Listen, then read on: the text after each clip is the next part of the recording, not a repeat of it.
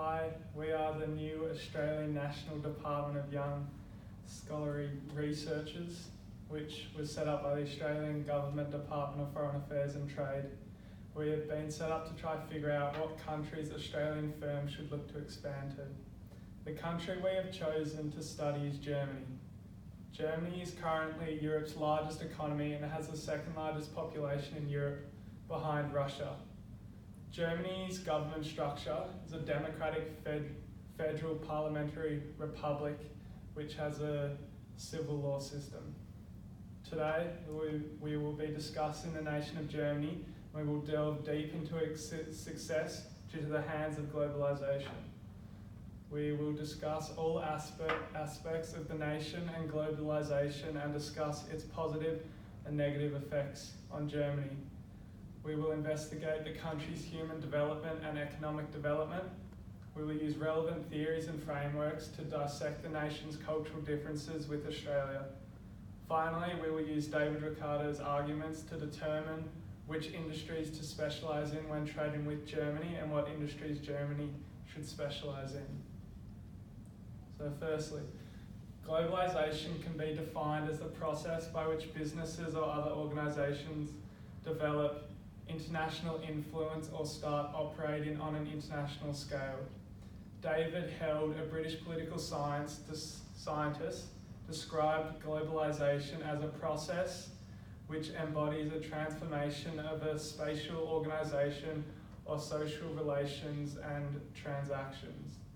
Robert Cox was a Canadian scholar of political science.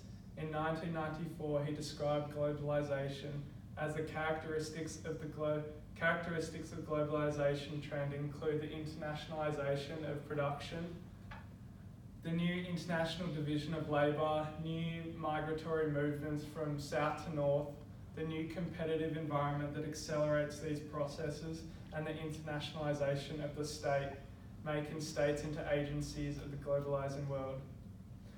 The topic of globalisation is very broad and extensive. The final definition I want to present is that globalisation is defined by the increase in international trade and capital flows. This simple definition provides the most clarity towards this hazy idea.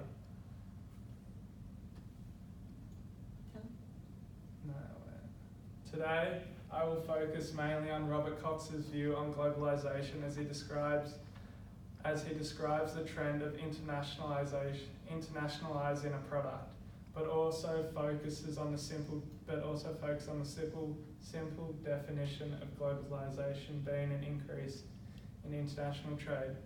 This idea of turning a product from a domestic good to a global good has been a successful trend for Germany. This is prevalent through Germany's car industry. In a recently conducted study by the Cologne Institute of Economic Research on behalf of the Federation of German Industries, they found that Germany's car industry is one of the winners in globalisation. From their results, they have found that the car industry in Germany grew by up to 37% between 1995 and 2012, highlighting the positive impact that globalisation has had on their car industry. Germany's success from globalisation has been summarised by BDI President Ulrich Grillo, who wrote, "The success of German industry is in large part due to the openness of our economy. As a strong exporting nation, we benefit from deeply rooted integration of German industry in internationally value-added chains." Germany's success from globalisation was not only from exporting goods, but by importing cheaper inputs for production. The study found that Germany's import rate increased from 27.7% to 34.6% between the years of 2000 to 2011. An article written by Engelbert Stockhammer, he discusses the effects of globalisation on income distribution in Germany.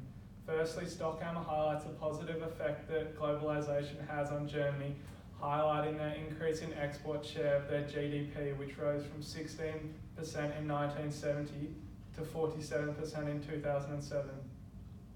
Stockhammer argues that globalisation has negatively affected Germany as it has brought about an end to the wage-led demand regimes of closed economies.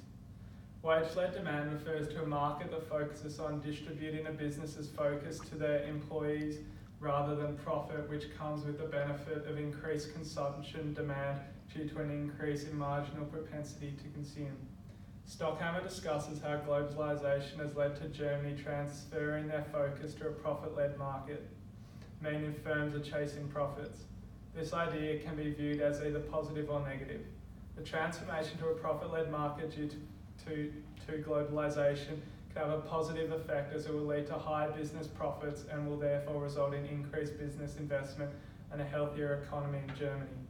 However, moving away from a wage-led market may result in a decrease in domestic consumption due to the decrease in disposable income and marginal propensity to consume. This idea that Stockhammer raised highlights one issue that globalisation has caused in Germany, as it has created a business-orientated market and a less consumer-friendly market, which may lead to a harsh fall in Germany's domestic economy. This idea is highlighted through an equation created by Stockhammer, which shows that as wages increase by 1%, there is a decrease in net exports by 0.13% of GDP. So this means that globalisation has led to a profit-led economy rather than a wage-led economy.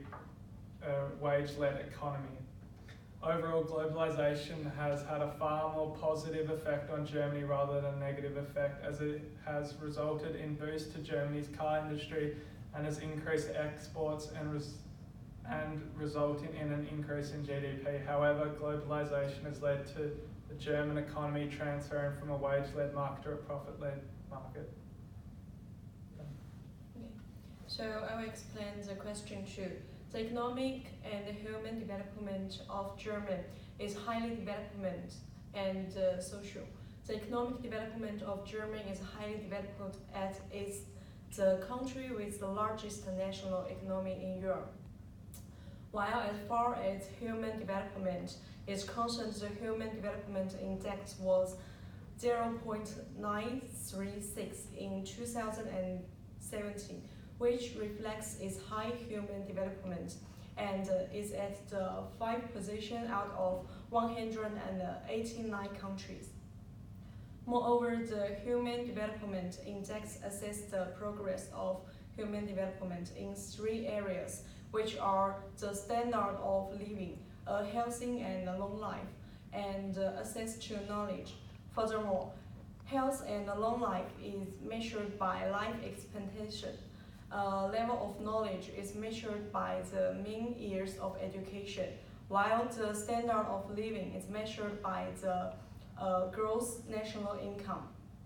Besides, Germany is regarded to be one of the best countries for the expansion of business or to open a new business due to its high economic development and the competitive industrial environment. Along with this, as far as Australia is concerned, economic development is of greater significance because Germany is said to be the largest market in Europe, as it constitutes 21% of the GDP of Europe. Moreover, it has been found that the economy of Germany is highly diverse and industrialized with equal focus on both productions as well as service. Along with this, it was also noticed that between the year of 2010 and 2017, the GDP increased at 1%. Within Europe, and the economy of Germany grew at 2%.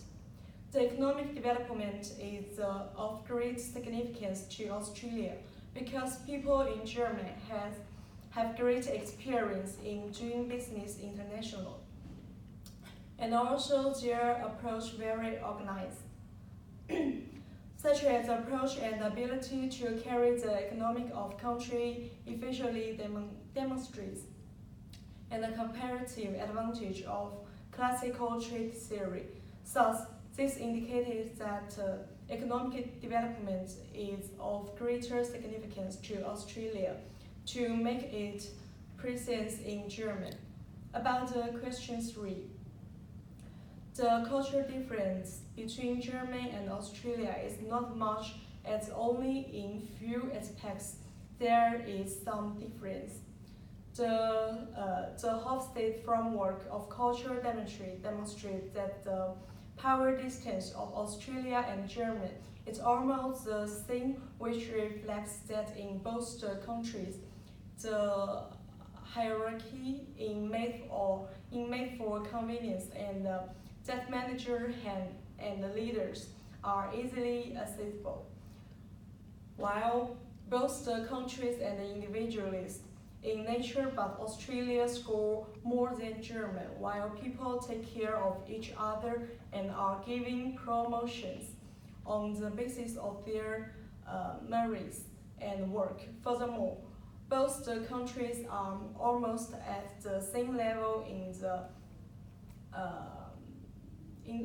masculinity dimension, as performance in giving the most importance, and both countries are proud of their success as well as achievements.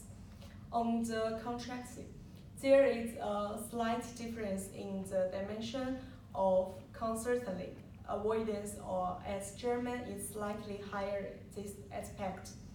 In this indicates that in German details are made to create certainty or for the better results. Moreover, the other dimension where there is a greater difference is in the long-term orientation, in which Germany has a high score, while Australia has a low score. This reflects that the German is programmatic in nature, that easily adapts to the traditions and the change in society, where Australia is normative in nature, with full respects to tradition, the belief in quick results. Besides, there is also some difference in the indulgence dimension. In Australia has a high score where people have a position attitudes for optimism and they enjoying life, as compared to German, which has a low score as people are retrained by the social norms. By way of background, Germany has a strong economy due to domestic demand, positive social outcomes, and good performing exports. Exporting has been productive and initiative, particularly in the areas of cars, chemical products, and machine tools. Germany has enjoyed a record low unemployment growth and real wage gains, which have underpinned private household demand. I'll begin with David Ricardo's arguments, namely the law of comparative advantage. Countries should specialise in what they are best or most efficient at, and then in exchange these products for both countries to be better off. David Ricardo first addressed the law of comparative advantage in his Principles of Political Economy in 1817. However, his theory has been questioned and identified that it was developed before 1817. Whoever identified it, the theory, it has been followed by many countries to their advantage. As indicated earlier, we've chosen the country of Germany. Germany is very strong in manufacturing, which allows it to export cheaply to other members of the European Union, the EU. The ability to export, giving companies in Germany the competitive advantage, then allows the country to prosper and its citizens more money to spend. This develops a thriving economy for Germany. The German Chancellor, Angela Merkel, won her election in 2005, promising reform and lower the unemployment rate. This has been achieved through its export market. Germany is one of the three largest exporting nations, together with China and USA. Germany is the most open economy among the G7 states, with its export quota almost 40% and over 50% in the industry. Medium-sized enterprises in Germany are the basis of the German economy. That is companies with an annual turnover of less than 50 million euros and less than 500 employees. This makes up nearly 100% of German companies. Lastly, Germany is considered to be the world's premier location of international trade fairs. Which industries should Australia specialise when looking to trade with other countries? Australia is the second largest economy in the entire world regarding wealth owned per every adult after Switzerland. Trade is a significant sector in Australia, doing significant business with China, 155 billion, the USA, 64 billion, Japan, 61 billion, South Korea, 32 billion, the United Kingdom, 29 billion, and also the New Zealand and Singapore. Australia trades in primary products such as minerals, gold, natural gas, iron ore, as well as agriculture goods and products like beef, wool, wine, sugar and chickpeas. Of significance in trade in Australia is the education sector. Hundreds of thousands of international students come to Australia for education. The major industries in Australia are mining, manufacturing and agriculture are the three industries Australia should be looking at to trade. Mining. Australia has plenty of natural resources that are in exploration, extraction and processing like coal, mineral, gold, copper and natural gas. Manufacturing. Manufactured goods sold to international markets have grown dramatically over the recent years. Agriculture. Products are high in Australia and can be exported, include horticultural products such as fruits, nuts, vegetables and wine. Production is also a growing trade industry.